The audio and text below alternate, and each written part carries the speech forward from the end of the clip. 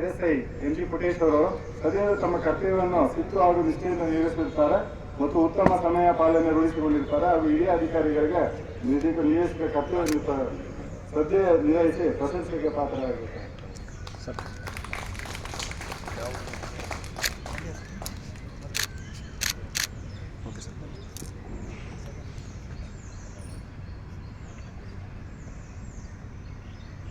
ನಂತರ ಎಸ್ ಮೂರ್ತಿ ಎಸ್ಸಿ 181 ಇವರು ಬ್ಯಾಂಕ್ ಕರ್ತವ್ಯವನ್ನು ನಿರ್ವಹಿಸುತ್ತಾ ಉತ್ತಮವಾದ ಸಮಯ ಪ್ರಜ್ಞೆ ಹಾಗೆ ಶಿಸ್ತಿನಿಂದ ಕರ್ತವ್ಯ ನಿರ್ವಹಿಸಿ ಈ ದಿನ ಪ್ರಶಂಸನೆಗೆ ಪಾತ್ರರಾಗಿರ್ತಾರೆ.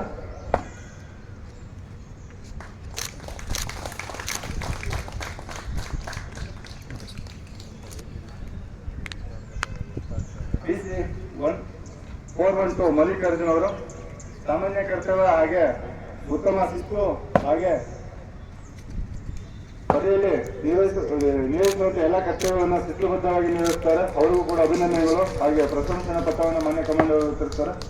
ಪ್ರಶಂಸನಾ ಪತ್ರವನ್ನು ಸ್ವೀಕರಿಸಿದ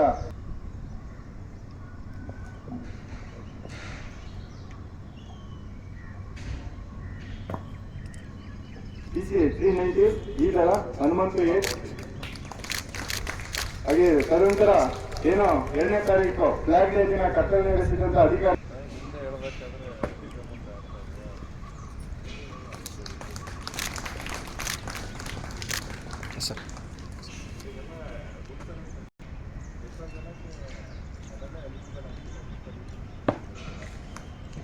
RSI ವಿಜಯ್ ಚನ್ನಗೊಂಡ ಏನು 2ನೇ ತಾರೀಕು ಒಂದೊಂದು ಪಡೆಗೆ ಒಂದೊಂದು ಕರ್ತವ್ಯ ಅಂತ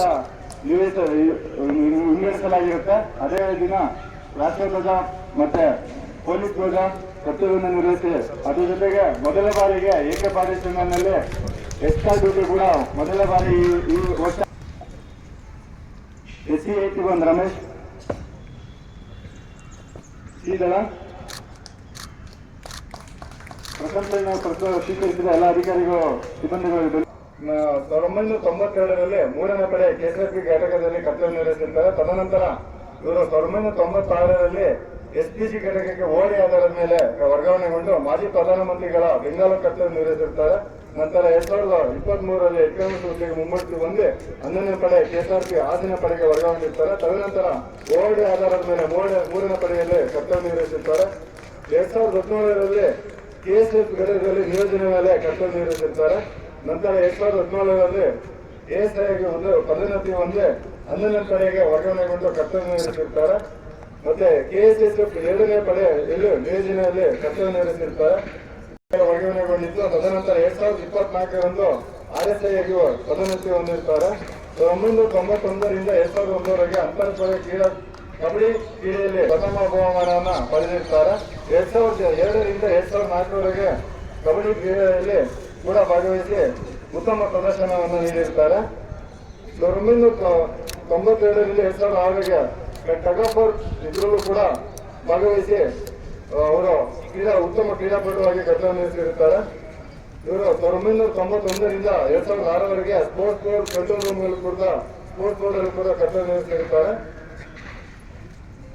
1991ರಲ್ಲಿ ಓಪನ್ ಸ್ಟೇಟ್ ಕಬಡ್ಡಿ ಕ್ರೀಡೆಯಲ್ಲಿ ಪ್ರಥಮ ಸ್ಥಾನ ಕೂಡ ಪಡೆದಿರ್ತಾರೆ. ಸೌತ್ ಕೋಚಿಂಗ್ ಕ್ಯಾಂಪ್ನಲ್ಲಿ ಕೂಡ ಭಾಗವಹಿಸಿರ್ತಾರೆ. 1990 ಹರಿಯಾಣ ರಾಜ್ಯದಲ್ಲಿ ನಡೆದಂತಹ ಆಲ್ ಇಂಡಿಯಾ ಲೆವೆಲ್ ಕಬಡ್ಡಿ ಕ್ರೀಡೆಯಲ್ಲೂ ಕೂಡ ಭಾಗವಹಿಸಿ ತೃತೀಯ ಬಹುಮಾನ ಪಡೆದಿರ್ತಾರೆ. ತದನಂತರ SC ದೇವರಾಜ್ 6ನೇ ಪಡೆಗೆ ಕಾನ್ಸ್ಟೇಬಲ್ ಹುದ್ದೆಗೆ ನೇಮಕಗೊಂಡು 2015ರಲ್ಲಿ ಹೆಡ್ ಕಾನ್ಸ್ಟೇಬಲ್ ಹುದ್ದೆಗೆ ಮುಮ್ಮಡಿ ಹೊಂದಿರ್ತಾರೆ. ತದನಂತರ 9ನೇ ಪಡೆಗೆ ವರ್ಗಾವಣೆಗೊಂಡಿದ್ದು 2019ರಲ್ಲಿ ASI ಆಗಿ ಮುಮ್ಮಡಿ ಹೊಂದಿರ್ತಾರೆ. 10ನೇ ಪಡೆಯಲ್ಲಿ ಕರ್ತವ್ಯ ನಿರ್ವಹಿಸಿರ್ತಾರೆ. ತದನಂತರ 2022ರಂದು ಡಿಸೆಂಬರ್ ಕೋರಿಕೆ ವರ್ಗಾವಣೆ ಮೇಲೆ 1ನೇ ಪಡೆಯಲ್ಲಿ ಕರ್ತವ್ಯ ನಿರ್ವಹಿಸಿರುತ್ತಾರೆ. ಸದ್ಯದ ಉತ್ತರ ಪ್ರದೇಶ ಕೇರಳ ರಾಜ್ಯಗಳಲ್ಲಿ ಹೊರ ಕರ್ತವ್ಯಗಳು ಕೂಡ ಕರ್ತವ್ಯ ನಿರ್ವಹಿಸಿರ್ತಾರೆ. ಇವರು 2 ವರ್ಷ 6 ತಿಂಗಳು STF ಅವರು ಕೂಡ ಕರ್ತವ್ಯ ನಿರ್ವಹಿಸಿರುತ್ತಾರೆ.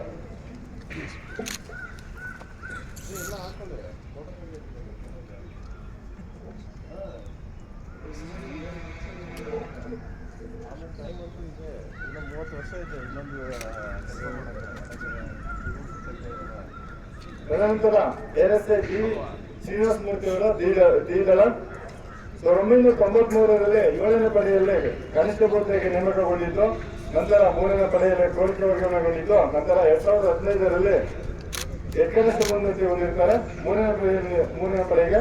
ನಂತರ 2017ರಲ್ಲಿ KSSF ಕೂಡ ನಿಯೋಜನೆ ಮೇಲೆ ಕರ್ತವ್ಯ ನಿರ್ವಹಿಸಿ 4 ವರ್ಷಗಳ ನಂತರ 2020ರಂದು ಸ್ಪೆಷಲ್ ASI ಹುದ್ದೆಗೆ ಮುಮ್ಮೂರ್ತಿ ಹೊಂದಿ 12ನೇ ಪಡೆ ತುಮಕೂರಲ್ಲಿ ಕರ್ತವ್ಯ ನಿರ್ವಹಿಸಿರ್ತಾರೆ. ನಂತರ ಕೋರಿಕೆ ಮೇಲೆ 1ನೇ ಪಡೆಗೆ ಬಂದಿರ್ತಾರೆ. ಪ್ರಸ್ತುತ ಈ ತಿಂಗಳ ಕೊನೆಯಲ್ಲಿ ಅವರು ನಿವೃತ್ತಿ ಹೊಂದಿರ್ತಾರೆ. ಇವರು ಕೂಡ STF ಹೊರ ರಾಜ್ಯಗಳ ಚುನಾವಣೆ ಕರ್ತವ್ಯಗಳು ಮತ್ತು ಈ ಅಧಿಕಾರಿಗಳ ಶಿಸ್ತು ಮತ್ತು ನಿಷ್ಠೆಯಿಂದ ಸೇವೆ ಸಲ್ಲಿಸಿ ಈ ಅಧಿಕಾರಿಗಳ ಪ್ರಶಂಸೆಗೂ ಕೂಡ ಪಾತ್ರರಾಗಿರ್ತಾರೆ. ನಂತರ ASI ಆದಂತ ಮಂಜುನಾಥ್ ಅವರು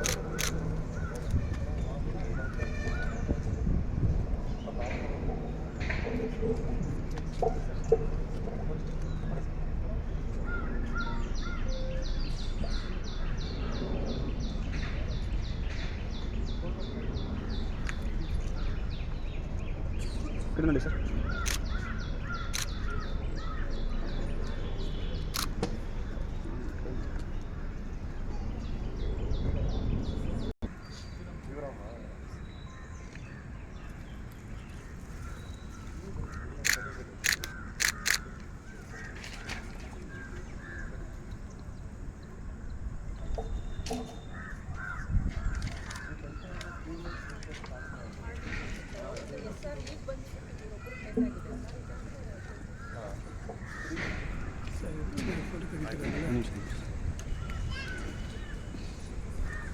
ರೆಡಿ ಸ್ಟಾರ್ಟ್.